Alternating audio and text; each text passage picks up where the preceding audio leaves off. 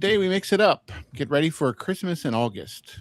This is our winterization show. Welcome to the Property Preservation Insiders. In case you missed last week's show, you might want to go back and watch it. We answered all your property preservation questions. It was really packed full of useful information. So, even though it's hot outside, you can never prep for winter too soon. Let me hand it over to the pros. Brian and Mary, where are we getting started today? Good morning, good morning, good morning. Happy Sunday. So, first, one of the biggest things that you can get in trouble with is your winterizations, both wet and dry, steam, radiant. It's important to recognize what you're working with, and also this will save you so much energy and time knowing what to do, how to do it right, and more importantly, it'll save you from a very costly chargeback or costly repair. This particular thing came to existence when we got a phone call from one of our clients. They had another contractor come in, performed a wet winterization, and lo and behold, did not do the job properly. Now the national has to literally pay me to replace a bunch of radiators, piping, plumbing, and it's been a 5-day ordeal. So we figured it would be a great thing to kind of talk about winterizations. What's the purpose of them? What's the point of them? And why do we perform them? But before we jump into this, we read a very interesting post, and we do have a statement from our school site we wanted to jump into. We have this post from David C. Hillies. This was posted on a property preservation discussion group on Facebook. If you don't know, definitely get into your Facebook account, dust it off if you haven't got into it for a while, and check out some of the communications in some of the communities there. Definitely, it's a place for all of us to voice and also to find those jobs. Just be careful who you're getting into.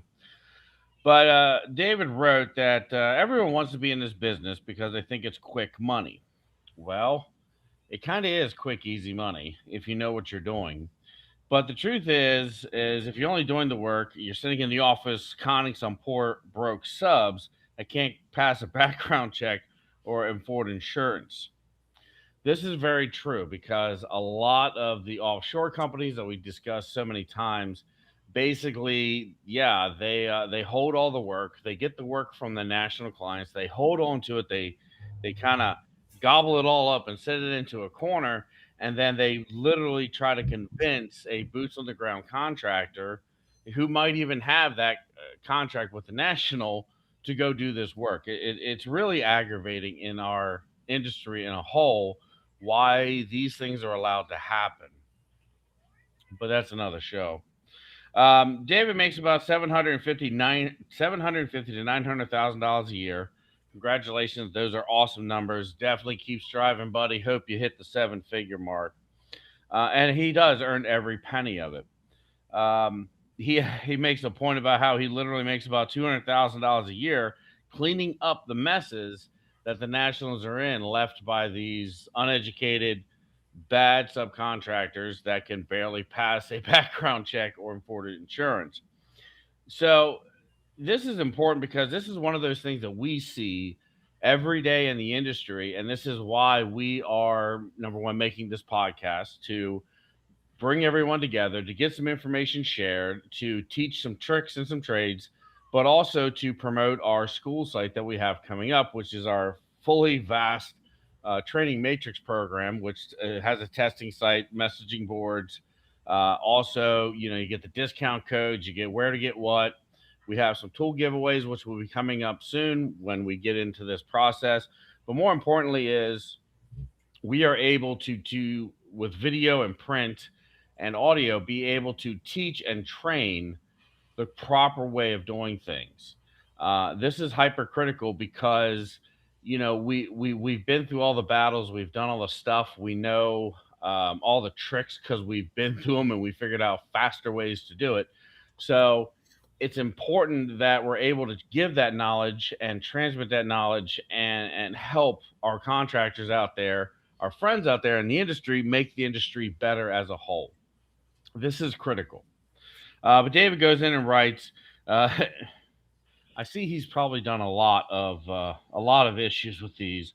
But said a word to the wise: make sure your insurance pays your insurance is paid, as these nationals are sick of the blank work and having to send crews to clean up and fix y'all's no nos. And that's very true because we've seen it a lot.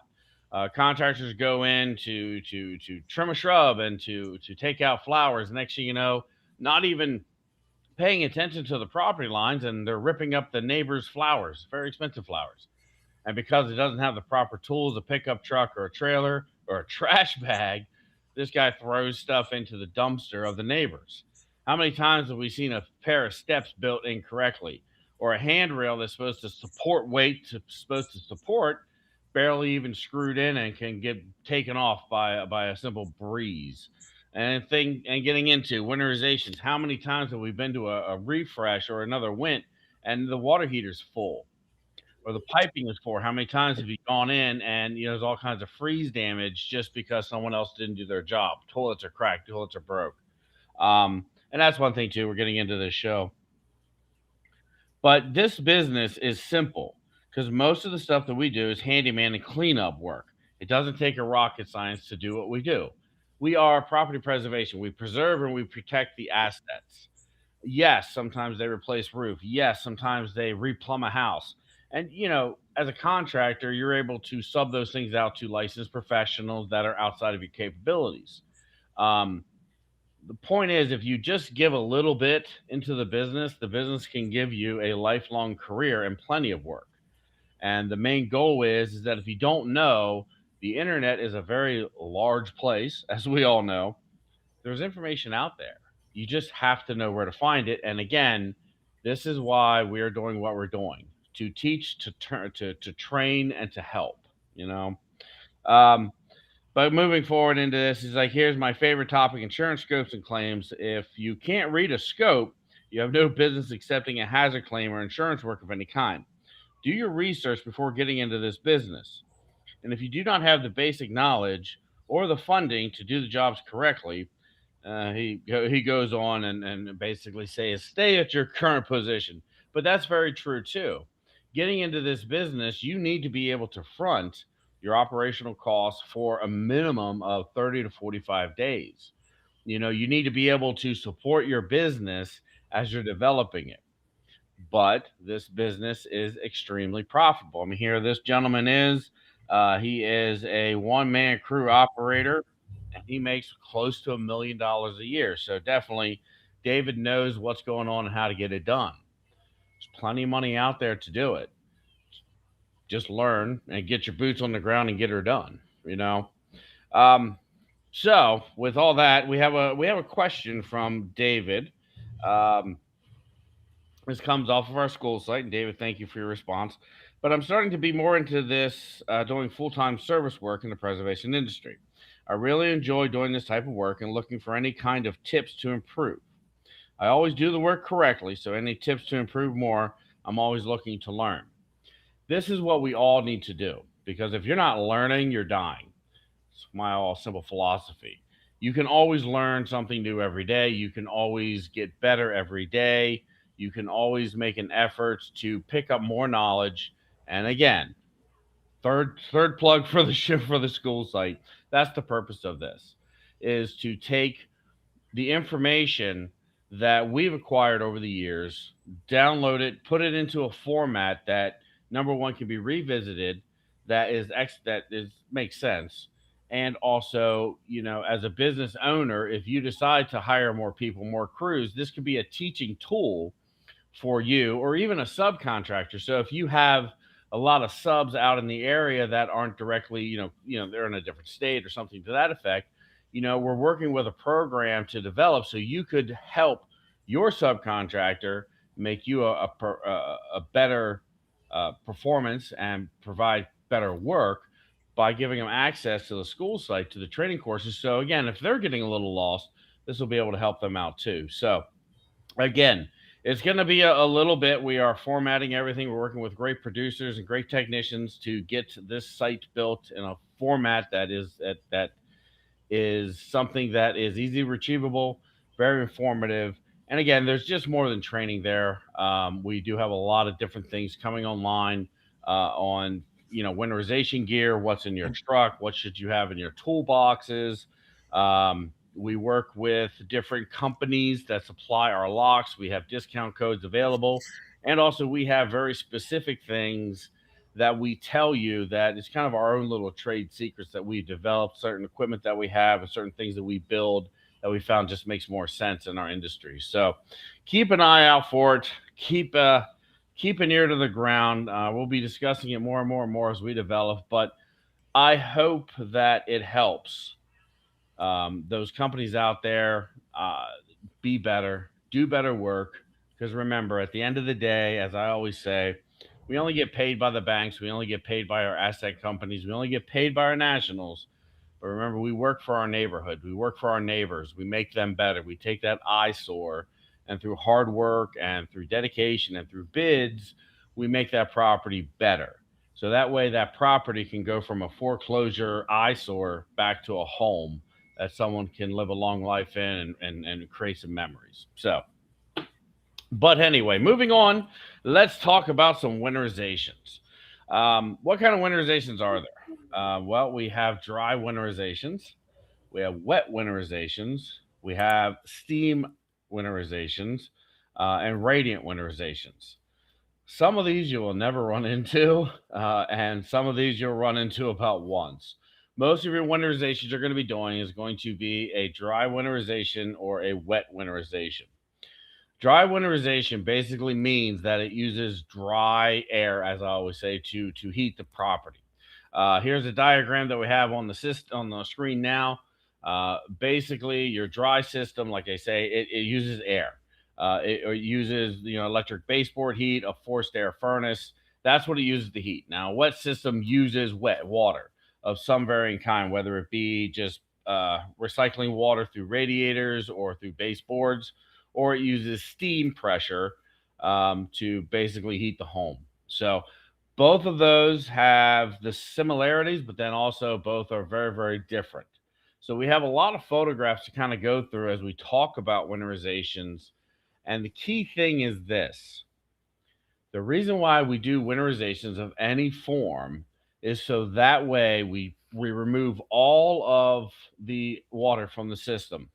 We remove it from the plumbing lines, both in domestic and also for the heating system. We remove water from the water heaters or storage tanks. And then we refill all of the drains and refill the boilers with our pink antifreeze, our RV non toxic antifreeze.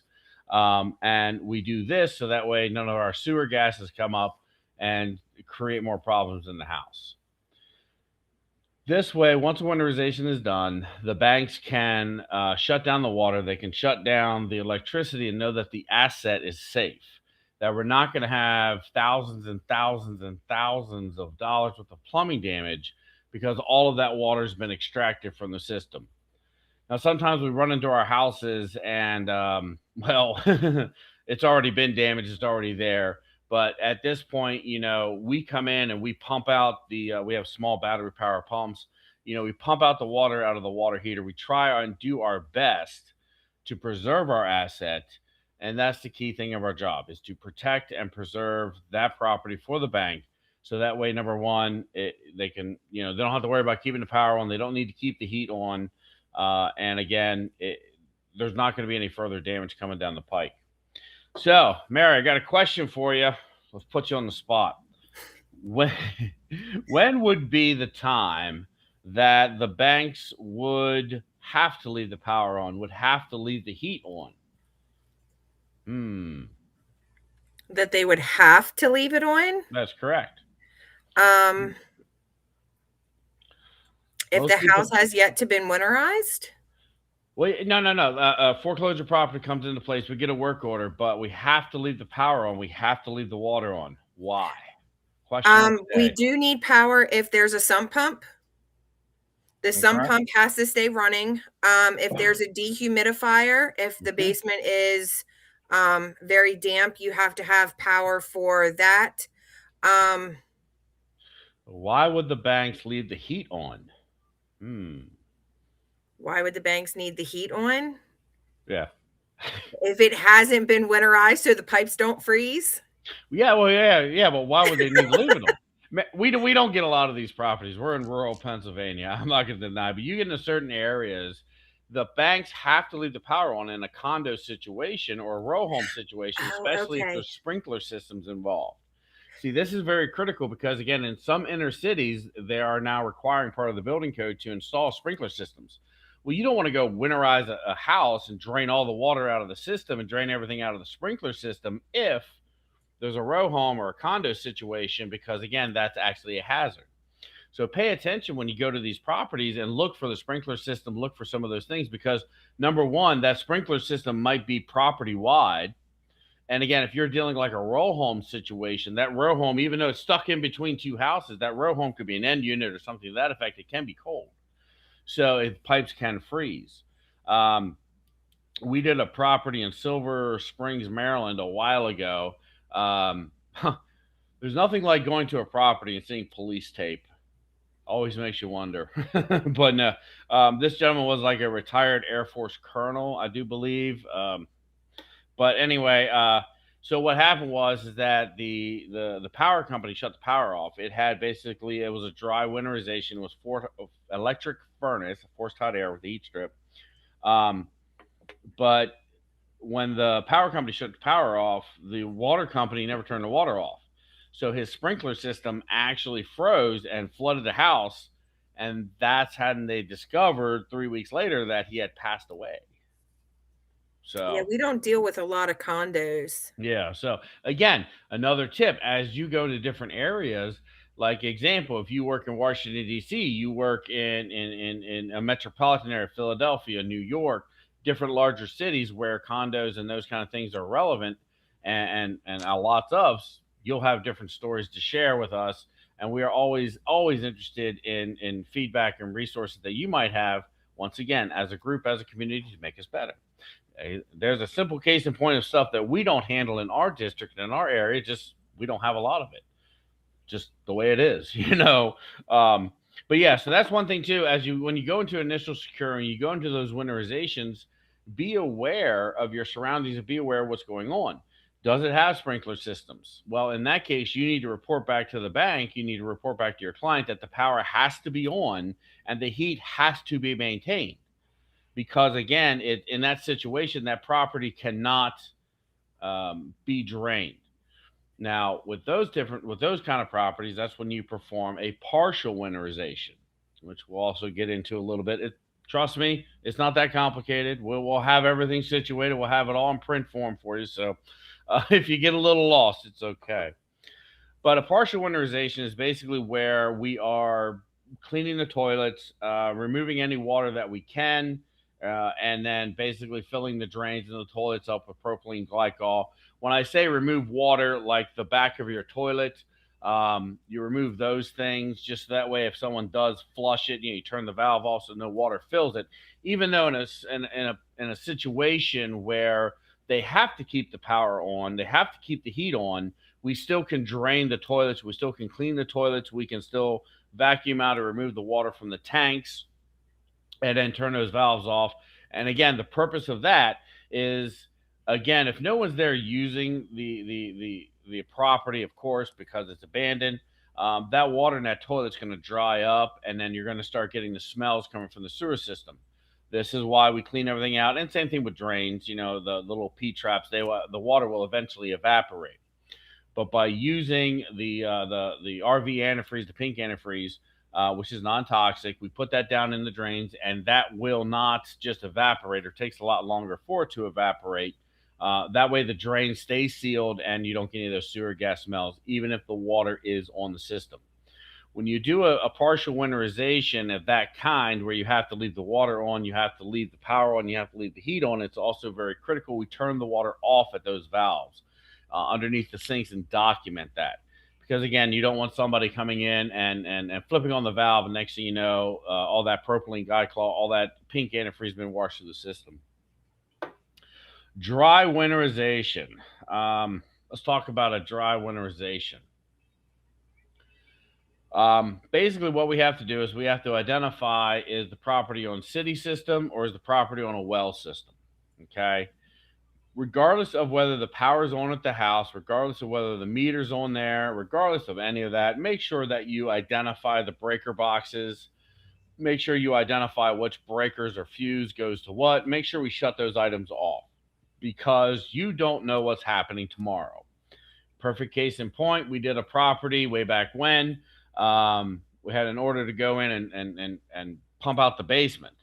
The reason being is that the contractor, this was a well system, so the contractor never turned the well pump off, and then of course left the internal hose bibs open on the water heater and also the pressure tank. So of course, when the bank turned the power back on, boom, water flooded the basement, flooded everything, and caused a ton of damage. So again, make sure you identify your breakers, identify the fuses, make sure we cut that power off regardless of power situation or power status. You don't know what the bank is doing tomorrow. They might be in the works because it needs a dehue, because it has a sump pump, so they need to have that power on. Do not be the reason for a huge insurance claim against you because you didn't take 5 seconds and do the job properly. The other big thing too, which bugs me beyond all belief, I have done tens of thousands of winterizations of all kinds, all kinds. One thing that always bothers me is if you're going to leave pressure in the system, okay, fine. If you're going to evacuate the pressure from your pressure check, if you're going to evacuate that, do it in a sink. Do it at a hose bib outside. You know, I see so many people, they forget to close the water heater. They forget to close the boiler valve. They forget to close, or they don't forget, they just don't do it. They don't close the pressure tank. You know, I have done so many properties where there's been extensive flood damage just because of someone's laziness. Do your job. Do what you're supposed to do. And remember, you don't know what happens tomorrow. That house could be in process of being purchased today. The bank owns it tomorrow. They got a real estate agent coming there Wednesday. Real estate agent flips the power on, flips the water on because he wants to show the house. And next thing you know, he shows up 2 days later after the water company, and there's 50,000 gallons of water in the basement. All because you didn't want to close the valve. Come on. Very, very critical things to think about. So moving on, dry winterizations, identify your system, well or city. You want to basically shut the water off at the, we never shut water off at the curb. Most of our municipalities and townships, basically that's a really big no-no. That valve in there belongs to the water company, belongs to the township, whatever the situation may be. And trust me, you do not want to go in there and start yanking and banking on those valves. Some people do it, and that's great. But I do not want the possibility of damaging that and costing tens of thousands of dollars when we have a shutoff valve inside of the house. Use it. Some people take water meters on and off. That's another thing. That water meter technically belongs to the water company. We don't mess with it. I don't want the liability of it being broken. I don't want the liability of a guy doesn't understand sometimes things are reverse threads and he's got a big old wrench and an 8-foot pipe, and next thing you know, there's a breakage, there's damage, and I got to pay for it. So we normally just leave all that alone. Again, certain municipalities are different, and again, we just don't mess with it. We just save the liability purposes and just report it that it belongs to the water company. We're not allowed to do it. It keeps us out of trouble. One thing that we do is that once you've identified the system, you shut it down. We need to secure the shutoff valve. We need to secure that very well. And we actually we get these off of Amazon. Great thing. These are big, meaty, bright orange zip ties. You can see it from halfway across the room. But it's easy in cameras and photographs. When we take pictures, you see this orange zip tie. You can't miss it. Sometimes the black and sometimes the clear get kind of lost in translation. You can't see it properly. The light doesn't pick it up right. It does happen. But once we shut the water down, we get everything situated, we go to the power box, we make sure our power is turned off to our entities, to the different things, the furnaces, the boilers, the well pumps, the hot water heaters, etc., etc. Get all that situated, tape them down, Make sure you get pictures of them being turned off, and make sure that you document that to cover your butt later, because a contractor might be coming in there and flipping switches, and next thing you know, you're going to get blamed because you didn't turn it off. So again, we make sure we actually have fingers on it and to the off position, showing it's in the off position. We take a picture of that power box, and then we tape them all up to advise, hey, don't touch these breakers. But they always seem to. So, can we get some photos going so we can start talking about some of these? So we use, getting a little technical into this. This is our air compressors and air lines. That is a 4.3 cubic feet per minute air compressor. And then again, we use retractable air hoses just because. This particular case, the power was on at the property, so we were able just to go plug it in. But when we bring our generators, it's nice not to have to drag everything into the house. With the retractable water lines and retractable air lines, it's really nice because all we got to do is grab those lines and walk them into the property. They're 150 feet. Again, 95% of the properties they work perfectly fine on, and we just leave everything on the truck. Again, save your back, save time, save energy. You're pulling into the property, open up a window, chuck your lines into the house, run them down into the basement, run them into the laundry room, and it keeps things simple. Those dual tanks you can get at the orange box store. We like those because at the 4.3 cubic feet per minute, it fills fast.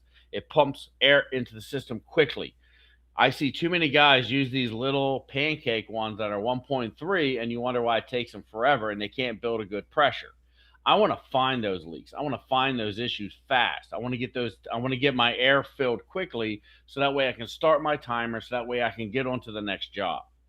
Our winterizations, by the way, depending on the situation and circumstance, normally take about 45 minutes to an hour. And that includes a 30-minute pressure hold. So again, winterizations are one of those things that they are a necessity, but you want to learn the little things to make it go faster to save time. Because again, if you save 10 minutes per job and you do 5 of those jobs, now you're saving an hour. Do 100 of those jobs, 1,000 of those jobs, time really adds up. And I stick that extra time in the bank, and I save that for a vacation. But I never seem to be able to withdraw. So, moving on with the pictures. So again, yeah, the guy's plugging it in, plugging everything in, and you see how we're just documenting everything. Now that's our hookup. As you see, that's a custom one that we make. We'll be putting the directions on the school site for that. That has the shutoff valve. It has a valve. It's an independent reader. It is filler. It's just everything all rolled into one. But contractors hooking everything up and document. Because again, I'd rather have 1,000 pictures than have 990 and I'm missing 10. Next thing you know, I've got to go back. Programmer, hi sir. Hello, how are you? What are the best ways to improve the reputation of my property preservation business and increase the number of clients?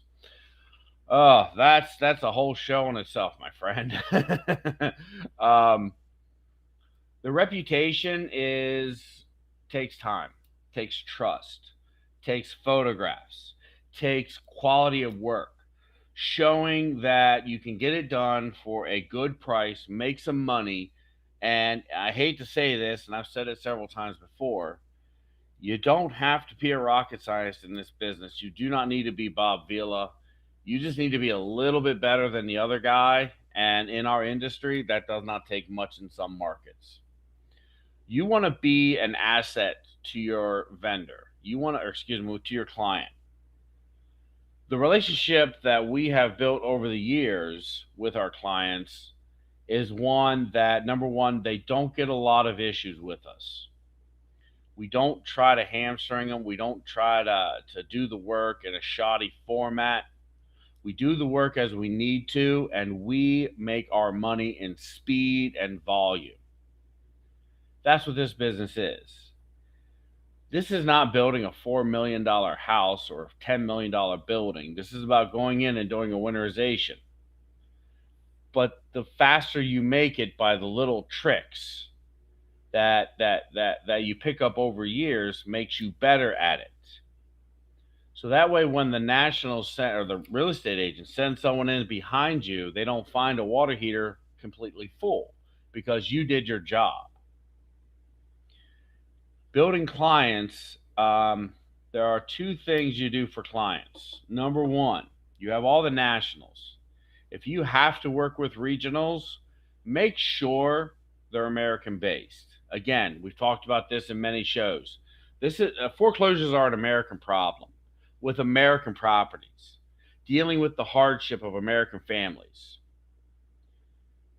Foreclosures are going to happen. As I always say, we're the car repo people of houses. Great things happen to horrible people, and horrible things happen to great people. It's life. So, for whatever reason, the death, disease, divorce, disaster, the 4 Ds that drive our business, one of those things always is a reason behind a foreclosure property, pre-foreclosure property. So again, just because someone's having a hard time in life, it's horrible that it's happening to them. But like I say, it happens to everyone. We all go through a moment. But we need to make sure that we're doing our job to protect that asset that the bank loaned $300,000 for. And we need to make sure that we are being an asset to our companies, to our clients, so that way they can rely on us. And that's how you build a reputation, that you are not shortchanging them. You're doing the requirements necessary and you're getting it done on time. There's open communication. Because if you are not a problem to your client, they will love you because they've got 50,000 other problems that they have to deal with because someone didn't do their job properly, because people thought this was a fast, easy way to make money, and they have no experience, no training. They don't take the time. They go figure it out the hard way. And next thing you know, there's $20,000 worth of radiator damage. There's a flooded basement because they didn't turn the power off and shut the valves. The little things. The grass cuts are done properly. They're done well so they don't get code enforcement called on them. But building your clientele is, number one, all about you. You have to wait in line for the nationals. They'll give you a shot, and if you perform, they'll keep you going. The other way, again, is regionals. Make sure you're American based. If you have to go offshore because they hold the contracts in your area, make sure you read your contracts. Make sure you read your contracts, please, because they can make or break you. But then again, go to your local real estate agents, go to Zillow, go to homes.com, look up your foreclosure properties, go to your sheriff sales, look at foreclosure properties. Find out, number one, who is generating work in your area. Now, again, of course, just because you've got the keys to that foreclosure property doesn't give you the right to go in, but you can definitely drive by the house and look for that national sticker to see who's holding property and contact them, talk to them. Look at the discussion groups. That's another thing too, like we're doing with our school site, is we are going to have an advertising group for American-based companies, real estate agents, to try to find good, high quality contractors. When you get the opportunity, seize the moment, make the best out of it that you can, and do the work best as possible.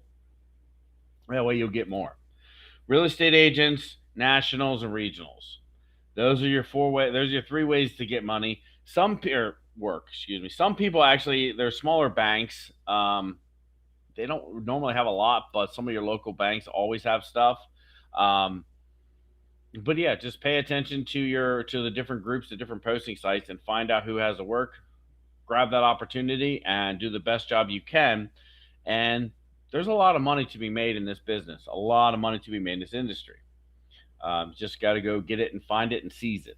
So I hope that answers your question. All right, so back to winterizations. Mary, you haven't said too much.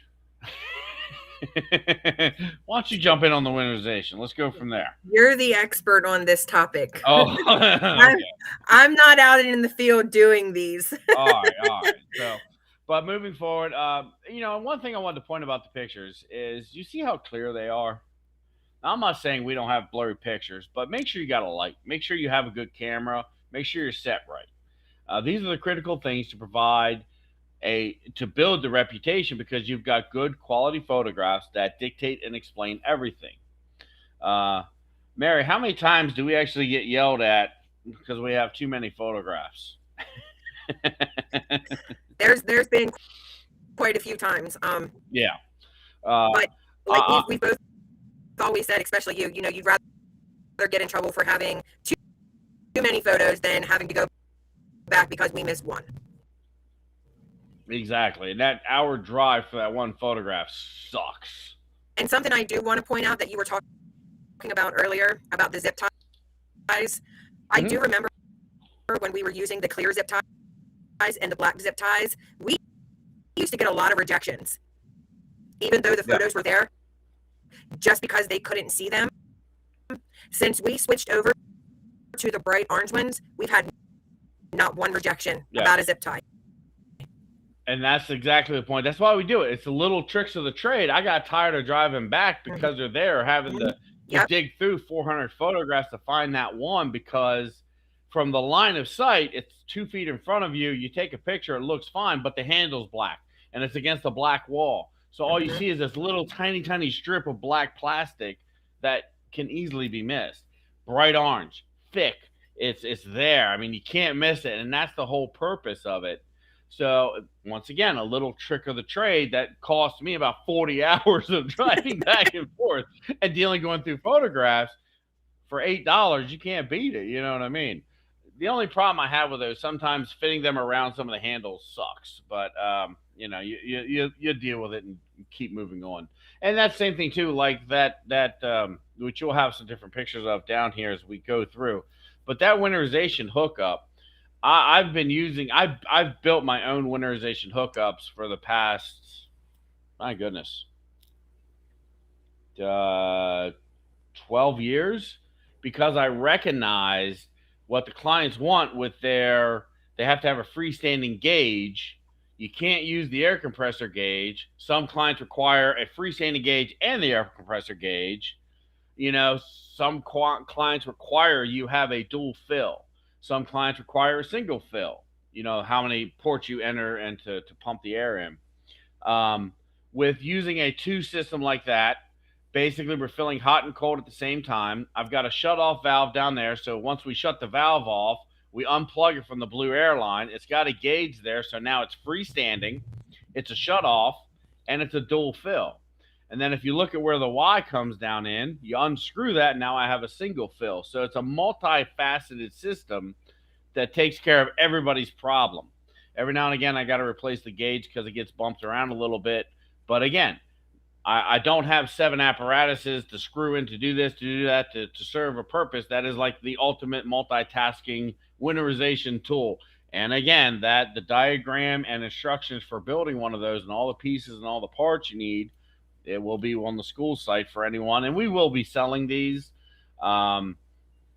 shortly. So that's another big development that we're going to be having. We're actually working with several distributors, trying to get a better product line on some of the stuff, but that's in the works. We got a little bit of time for that. But that's, I build those things all day long. I build them for several other companies. It saves a lot of time and energy. Moving on. So yeah, now we're hooking up. So there's the whole system in place. And again, most laundry systems, that works perfectly. That blended hose, it's very simple. Very rarely do we run into an issue where we can't utilize those. So here the technician's hooking up the water line going into the boiler and turning the valve on. Yeah, I know it's a lot of valve turning, but again, I'd rather take 1,000 photographs and not have to drive back than drive an hour and a half to go back when I'm already planned for that day, all because I didn't take 2 seconds to take photographs. So once we have the air charging in the system, we go through every portal, every sink, everything. We start bleeding the air, not only hot, but also cold. And you'll see very distinctly how he's opening one side, he's opening the other. You're seeing that he is moving the handle. He's touching each hot. And if it's 2 handle system, he's touching the hot, he's touching the cold. He's showing, hey, I'm bleeding both sides of the system out. And again, giving the thumbs up that we're empty. Flushing the toilets, draining the water out of those things. Seeing the bubbles so we know we're getting air. So again, any air that's down in that line is getting pushed up into the toilet. We shut the toilet valves off at that point once we start getting the bubbles, so that way we can process later. Bleeding the showers out. The shower heads. If you have a tub shower combo, do them both. I cannot tell you how many times they don't. Next thing you know, the shower head's busted in the wall, and it's another repair that needs to be done, where again, while you're there bleeding things out, pulling the tab up a few seconds, you're showing that the tub faucets being emptied and then the shower heads being emptied. And again, we give thumbs up showing everything's been taken care of. It verifies what we're doing, and you see the pictures we're taking. There you see the air blowing out. There's no distinction. There's no issues there showing that we've blown everything out of that system, both hot and cold at that particular faucet. So there's our retractable water lines. You see a little trickle of water coming out. That's coming from the boiler system. We do take close-up photographs of that sometimes. And again, that's a nice system. You hook it up, you walk it out, it drags out. There's no coil hoses, there's no broke hoses.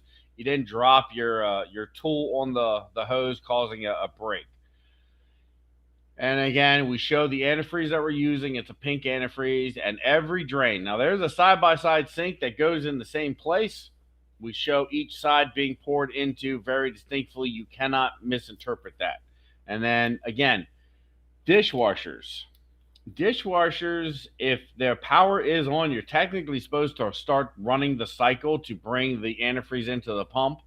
But 9 times out of 10, there is no power. So we just, again, put antifreeze into the drain, so that way the drain is full as much as it can be inside of that pump to try to save the pump. Every drain, everything, clear pictures. Every picture you see antifreeze getting poured into the system.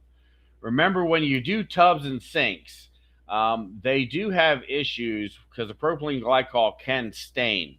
So anytime you want to make sure, if you do have any excess sitting in there, we just want to clean it up. It's not right. It doesn't take long. It's not a big deal, but it prevents that pink staining from around the drain.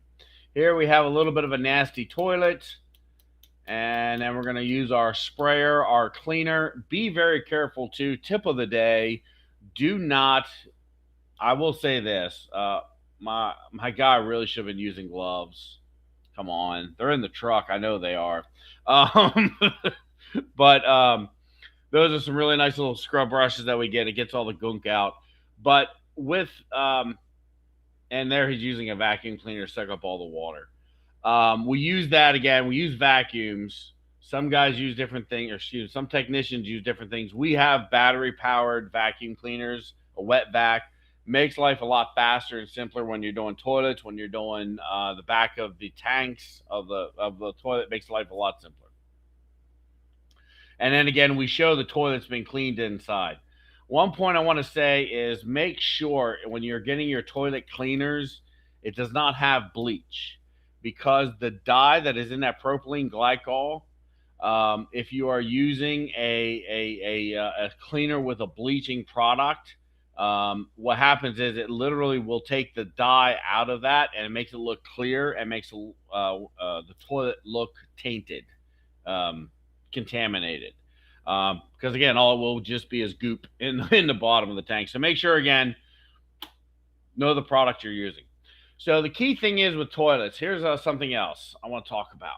And you see the technicians there pouring antifreeze in there. It's going down into the bottom of there. Now, if you know anything about a toilet, it's a S-trap. Gravity and vacuum and all the other cool stuff. There's no water behind that toilet. There's no water in the drains at all. So what we have to do is we have to fill the trap. And the key thing is that we put enough antifreeze into the toilets every time, so that way the little opening, the bottom of the toilet, is covered with antifreeze. It doesn't have to be all the way up. You don't need to put 7 gallons into it, and nor do you want to pour a lot of antifreeze very quickly. Nice steady flow, fill it up so that way that the antifreeze is above the opening. It is now sealed with the liquid inside of the toilet like it's supposed to be, and you're not going to have any gas coming up from the sewer system. And remember, those pipes are 3 to 4 inches. There's a lot of volume in those pipes, and if you're on a city sewer And you can tell when you go into a house and the antifreeze is dried out or it wasn't done right or it's contaminated, the whole house just stinks of raw sewer. And that also brings in moisture, contaminants. Oh, I got a story to tell. We were in Harrisburg doing a house on a row home. This is the one and only time out of 15 years. The one and only time. So we'll go up the steps. You got a little hallway. You got a bedroom, a bedroom, a bedroom. And at the end of the hallway, which is probably about 10 feet, there is a bathroom. So I'm going up the steps. I am actually doing the winterization there. So I'm kind of getting my game plan of what I got, what I got going on. I'm identifying I'm identifying the house and the situation. So I go up and I'm in there and I look at the toilet and I'm like, oh, okay, I got to clean the toilet. So I clean the toilet and I fill it full of water, okay, because I'm letting it kind of sit and get everything ready. And I go back downstairs. I start getting the winterization together. I come back up the stairs and I hear like splashing sounds. And I'm like, what? I got a leak? So I go into the bathroom, or I go down the hallway towards the bathroom. This is a small row home in their city. And I look at the splashing sound from the toilet. I'm like, there's nothing going on. And then I kind of turned back and I hear the splashing sound again. Then I turned and there was a rat, wet as can be, dripping wet, standing on the edge of the toilet. And I am thinking, it's true. They do climb up the sewer pipes. That was my reaction. It startles me, and all this happens in milliseconds. I'm like, whoa, and I kind of take a step back.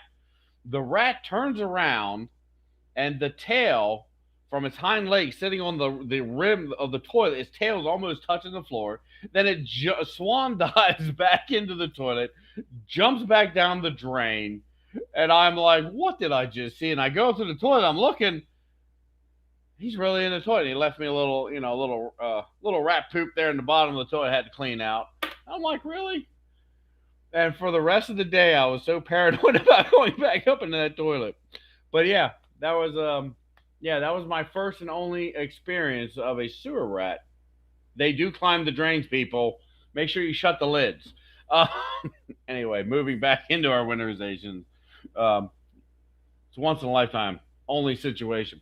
Anyway, moving on. So we're filling up the drains. And again, you see here that we've actually installed saran wrap. You buy it at any Dollar General. Some guys, they use the cool little, this is winterized with the holes and everything else. I don't want to spend the money. I just use, I spend $1 for some cling wrap, and it serves me for a month, and it just saves time. There's another fun, dirty toilet. Now, again, with winterizations, you have to clean the toilets. You don't get paid extra for it. If it's one of those toilets you have to walk away from, we have, because it's just not worth it. We want paid. These little ones are a few seconds to do. It's not that big of a deal. So, again, it's part of the job. It's part of us doing our thing. And again, the biggest thing is you show it before you start filling the antifreeze up. You show the toilet to ensure and show that it's been cleaned. And again, you see the saran wrap. This seals it. So that way, again, you don't have any air. You don't have any evaporation from the antifreeze. So it keeps everything in the tank.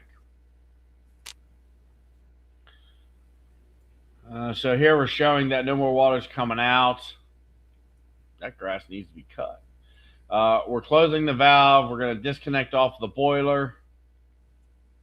We're going to go to the pressure tank, which is probably 1910 special model, showing that there's no water in that system. Thumbs up, closing the valve. And you see how he's showing that we're closing the valve? The reason being is that when someone comes in there a year from now and does a refresh and leaves the valve open, then they turn the power on, the place floods. Not my fault. Why? Because pictures, pictures, pictures, and more pictures. Save your butt, save your wallet, save your money, and there it is. But yeah, as you see, it's a 1910 boiler system. So he's giving that a thumbs down. That's another opening valve. That's the main valve coming in He can't get it closed. He's giving it a thumbs down, showing, hey, we need to replace this. The bid writer is right to bid. He's shutting the valve off to our air system. You see the gauge right there. He's going to be disconnecting it, showing that it is now freestanding. Now it's freestanding. He'll get pictures of the gauge, verifying it. We start our clock. Remember, our pictures are time stamped. He is giving it a thumbs down, showing that that valve is leaking. That O-ring in there is leaking. We will not be able to hold pressure. Same thing with that valve. It does happen. And again, once rubber is rubber. It dries out. Yes.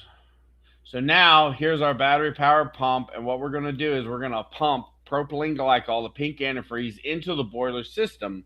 So that way, any water that is residual, which comes down through the system, actually will be diluted with that propylene glycol, with that pink antifreeze, and you won't freeze.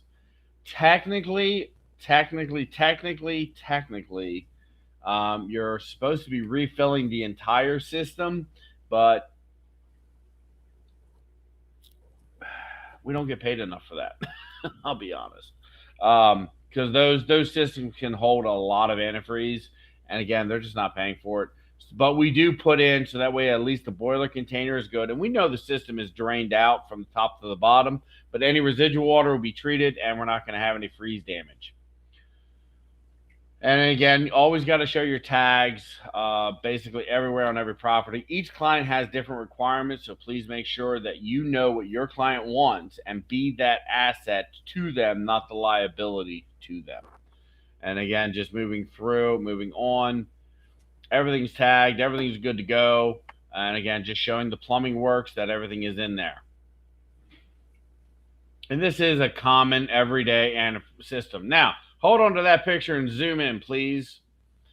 So I want to show you that this is a boiler system. You see that green thing in the top of the corner? That is a pump.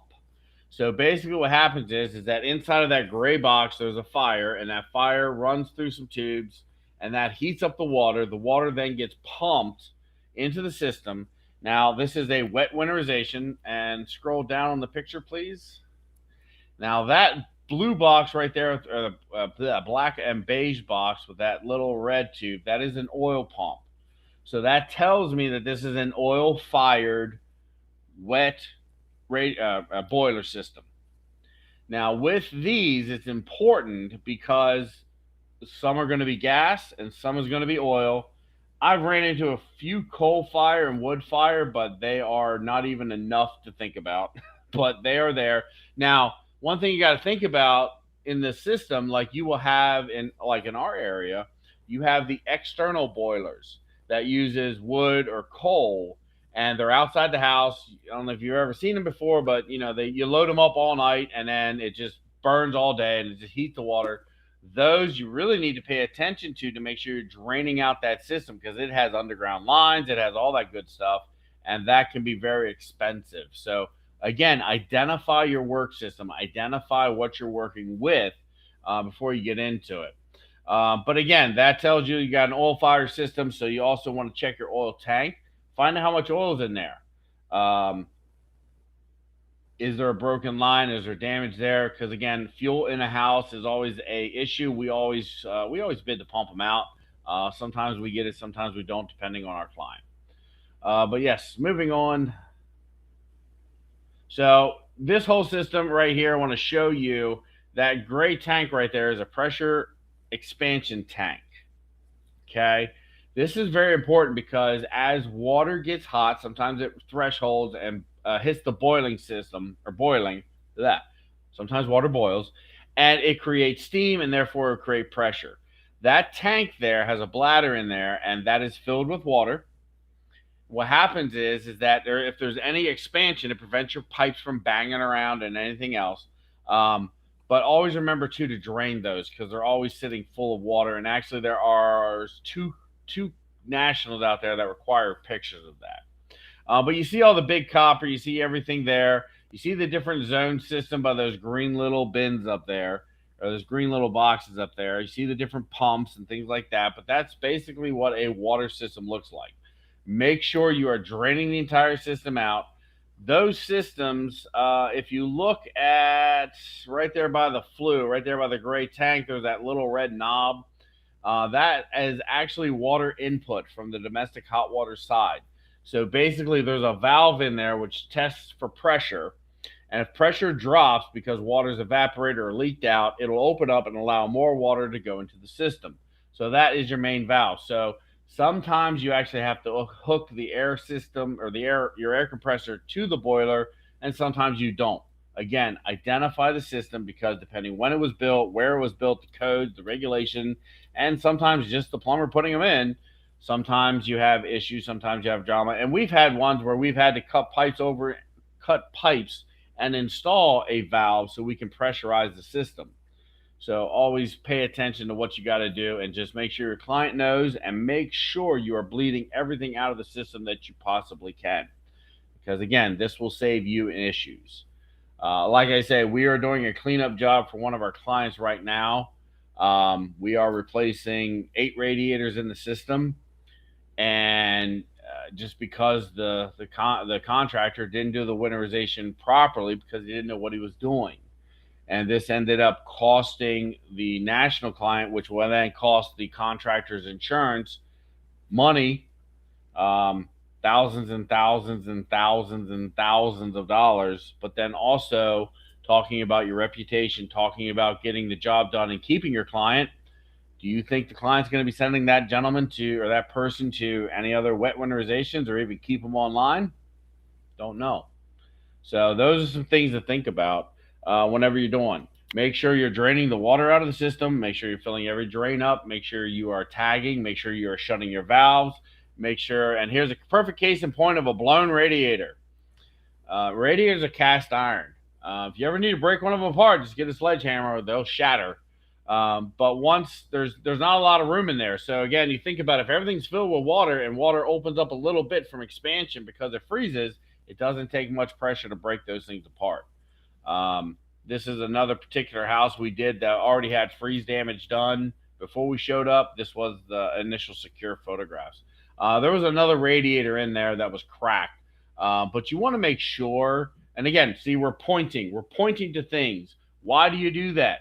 You can take a picture of something and it just gets passed by because you took 9,000 photographs. Give me your finger in that thing. Show me your hand. That tells me that you're trying to tell me something. So I'm going to reference that picture. I'm going to see that picture. I'm going to pay attention more so to it, of what you're trying to explain. But again, there's another busted radiator. This particular system, this one had a hot water heater and then had the boiler system, and that was on city well or city water. But again, it's just one of those situations that we were unable to correctly perform the wet winterization. We pumped out the boiler and we refilled it with propylene glycol as best we could. Was there some air in the system? Was there some water in the system? Possibly, but unfortunately, we can't do anything about getting it out. We did the best job that we could. Gotta love when they hide those water meters. Love that. Yeah, that's under a table and it was covered. We actually had to sit here and spend a half hour tracking pipes down to figure out where this thing was buried at. But again, just basic winterization. So with the one winterization, you have a dry winterization, which is basically your hot water heater, toilets, and your kitchen. There's our orange. Can't miss it, even on a blurry picture. You can't miss that whatsoever. But the biggest thing is that whenever you're doing a radiant wet system or a steam system, just identify, make sure you know what you're doing. Steam systems, we've only run into probably 2 or 3 in our career. Steam systems are basically one simple way to determine between the two is a radiant system has 2 pipes, one in, one out. A steam system has 1 pipe coming up. Normally they're larger in diameter. They're normally a 3-inch pipe. When steam gets when the water heats up in the boiler, it turns to steam. Steam rises, goes into whatever radiator is there. The radiator metal heats up from the hot air, and when the heat transfers from the steam to the metal, the steam cools and condenses back in the water. and then the water will then trickle back down the pipes. With steam systems, there's not a lot of water that you have to extract out of the system. Everything is down in the boiler because, again, it turns to steam. Steam goes up, turns back to water, comes back down. Where a radiant system like this and the others, basically, it has water in it continually, which you need to bleed out. I never disconnect water heaters. Never do. To answer a question for SPP LLC, I never do. Because when you take a water heater off, number one, you expose that to leakage. I don't know if that water meter or that water main outside is good. Okay, I don't know.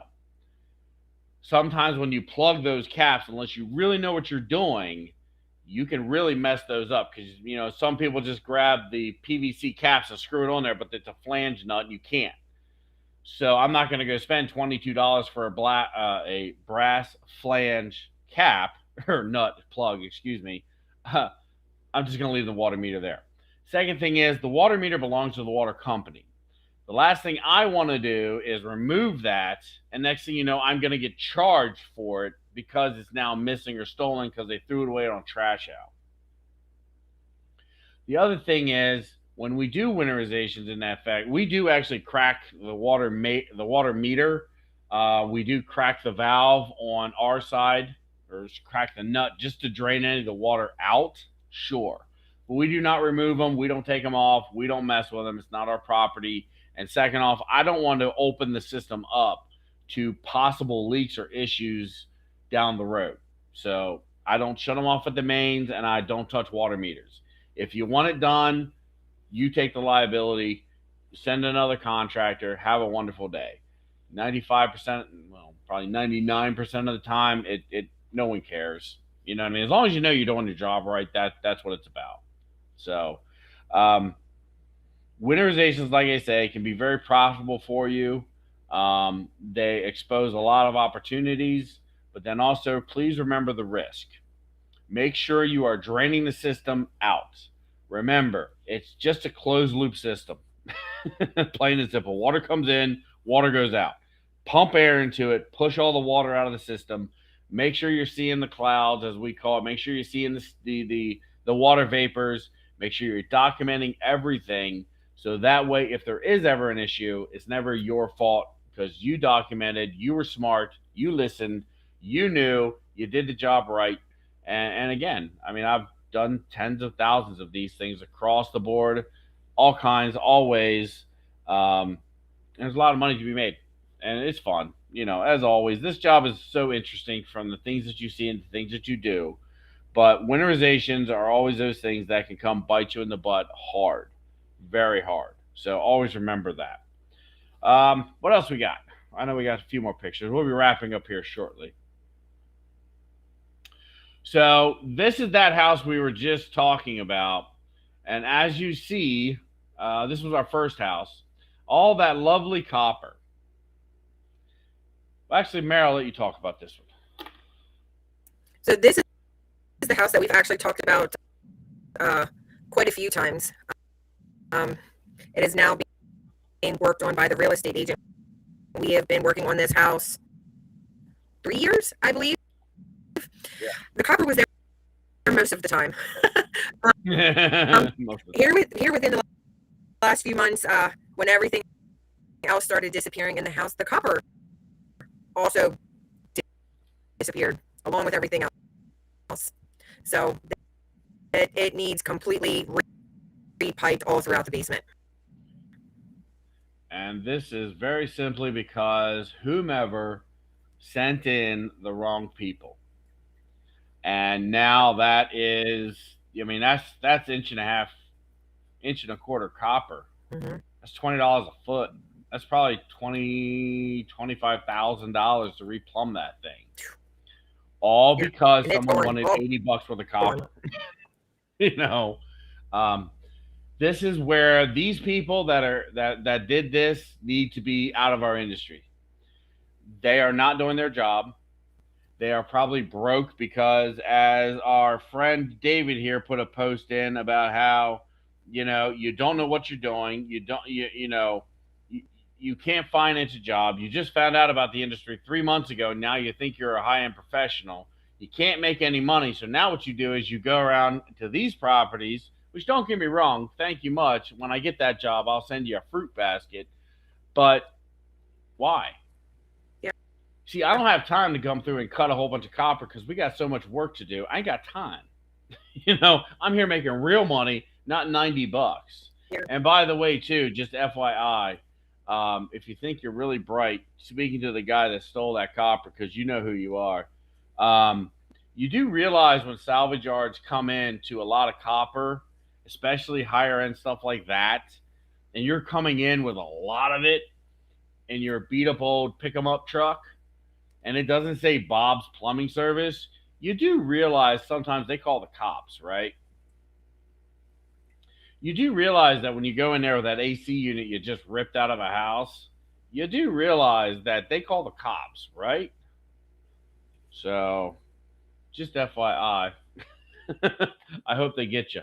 But anyway, but the point is, though, at the end of the day, you got $100 worth of copper out of that, and you cost the bank $22,000. So go do something else. Go to McDonald's. Go to a fast food restaurant. Go do something else, and just get out of my industry, please. I got enough work. I don't need to clean up your mess either. But it's very sad when you see these things about how properties get looted, they get stolen from, they get ripped off. It's aggravating to know that these people are getting work from those companies that prey on those kinds of people. What do you mean? We get work orders, we get invitations from so many offshores. I literally have to pay someone just to handle those emails. That's a joke. But these people prey on grabbing all the work from the nationals. Yeah, we got it. We got you covered. Yeah, we got this. Yeah, we cover that area, and they have nobody. They'll find the cheapest person out there, the cheapest person to do the work. They do the work. It's crappy. And then next week, that cheap contractor, because that offshore didn't pay them because they did the work so crappy, the offshore couldn't get paid. They go in and steal copper on a house thinking they're going to screw that regional over. It doesn't work that way. So this is why we just turn down work, because at the end of the day, I would rather work for an American-based company. I would rather work for a national. I would rather contact a real estate agent and work with a real estate agent that deals with REO properties than keep pushing money into the offshore regional companies. Remember, American problems, American real estate, American contractor. Why can't we just keep all of that money local? Why can't we keep even the regionals that are making profit? Hey, good to go. Good for you. It stays in the American states. It doesn't get shipped offshores. It doesn't go somewhere else. And again, we are talking about billions of dollars with a B. As I said before, HUD, when it cuts grass on an average year, they spent $2.5 billion to cut grass in the United States. How about we keep all that money, at least inside of our shores, to support our local economies, instead of that 20%, that 30% leaving the states and going offshore to fund something that we don't have no control. So, food for thought with that. So, I hope that, given a little bit of insight with the winterization, the good, the bads, the uglies, and we will have a very large training course specifically for winterization, step by step by step, to make you more efficient, better, and make your performance great. So that way there is no frozen lines on your watch. There is no damage on your watch. Saves you and your insurance company plenty of money. So that will be coming shortly and soon. So with that, I think we'll be wrapping everything up.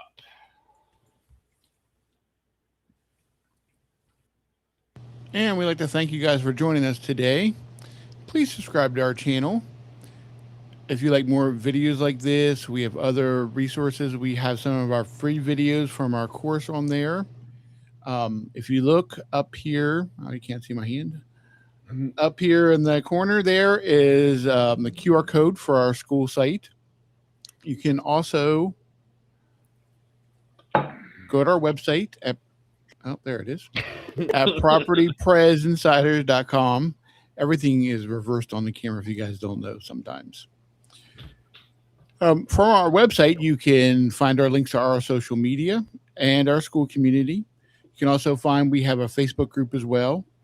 And on both the school community and the Facebook group, we post pictures. We have all the pictures up today, notes, clips, everything like that. And if you enjoyed this show, please visit us or watch us next week then as we try to share more information about the property preservation industry. Thank you, and we will see you then. Thank you. Have a great day. Thank you. Bye. Thank you so much for spending time with us. If you enjoyed this conversation, don't forget to follow us and share it with your friends. Got questions? Go to our website, propertypresinsiders.com. We'd love to hear from you.